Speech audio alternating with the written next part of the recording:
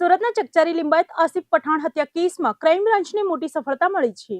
પોલીસે master mind Hashim સિદ્દીકીની ધરપકડ કરી લીધી છે. સુરતના લિંબાયત વિસ્તારમાં થયેલી આસિફ પઠાણની સનસનાટીભરી હત્યાનો ભેદ ઉકેલવામાં પોલીસને મોટી સફળતા સાંપડી છે. આ ચકચારી હત્યા કેસની પાછળ માસ્ટર માઇન્ડ તરીકે કામ કરી રહેલા હાસિમ સિદ્દીકી નામના શખ્સની પોલીસે વિધિવત ધરપકડ કરી લીધી છે. પોલીસે આ ગુનામાં એફએસએલના સાયન્ટિફિક એનાલિસિસ અને લાઇટ ડિટેક્શન ટેસ્ટનો ઉપયોગ કરીને હાસિમ સામેના તમામ પુરાવાઓ એકત્રિત કર્યા હતા. પોલીસ તપાસમાં બહાર આવેલા તથ્યો ચોંકાવનારા છે. કમલેશ તિવારી હત્યા કેસના ચર્ચાસ્પદ આરોપી યુસુફ પઠાણ સાથે વર્ચસ્વ જમાવવા માટે હાસિમ સિદ્દીકીની લાંબા સમયથી લડાઈ ચાલી રહી હતી. આ વર્ચસ્વની લડાઈમાં હાસિમે યુસુફ પઠાણના નાના ભાઈ આસિફ પઠાણને રસ્તામાંથી હટાવવા માટે શાર્પ શૂટરોને રોકીને કોન્ટ્રાક્ટ કિલિંગની સોપારી આપી હતી. હત્યાને અંજામ આપવા માટે હાસિમે હત્યારાઓ સાથે અનોખો કોન્ટ્રાક્ટ કર્યો હતો. તેણે હત્યારાઓને જેલમાંથી છોડાવવાનો તમામ કાનૂની ખર્ચ ઉપાડવા તેમજ જેલમાં ગયા બાદ તેમના પરિવારના આજીવન ભરણપોષણની જવાબદારી સ્વીકારી હતી. આસિફની હત્યા કરીને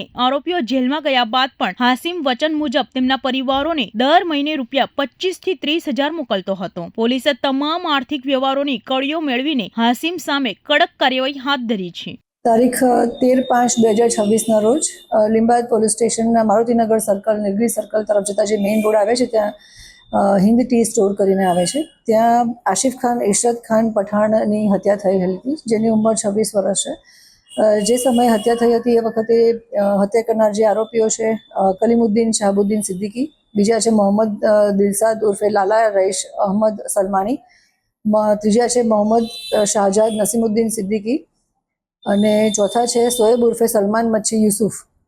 આ ચારેય જણાએ છે આરોપી. એમાંથી જે 3 જણા છે એ લોકો મારવામાં હતા અને જે મરણ જનાર છે એમને અને આ જે આરોપીઓ છે એ લોકોને અગાઉથી અદાવત ચાલતી હતી. જે બાબતે પોલીસ તપાસ કરતા ખ્યાલ આવ્યો કે માત્ર જે 4 આરોપી પકડવામાં આવ્યા છે એ સિવાય પણ આમાં આરોપી સંડોવાયેલો હોવાની શક્યતાઓ છે. 5મા મહિનામાં મે મહિનામાં જ્યારે ગુનો દાખલ થયો એ પછી આશરે અઢી એક મહિના સુધી અમારી તપાસ ચાલી. અમે ઊંડાણપૂર્વક તપાસ કરી અને લિંબાયત પીઆઈ શ્રી જે ચૌહાણ છે, ડીડી ચૌહાણ છે, ડિસ્ટ્રિક્ટ પીએસઆઈ કેપી જાડેજા અને જીજી ચારણ અને હેડ કોન્સ્ટેબલ રાજુભાઈ હાલુભાઈ અને સાજનભાઈ કાનાભાઈની એક ટીમ બનાવી હતી અને યુવરાજસિંહ રાજુભાઈની.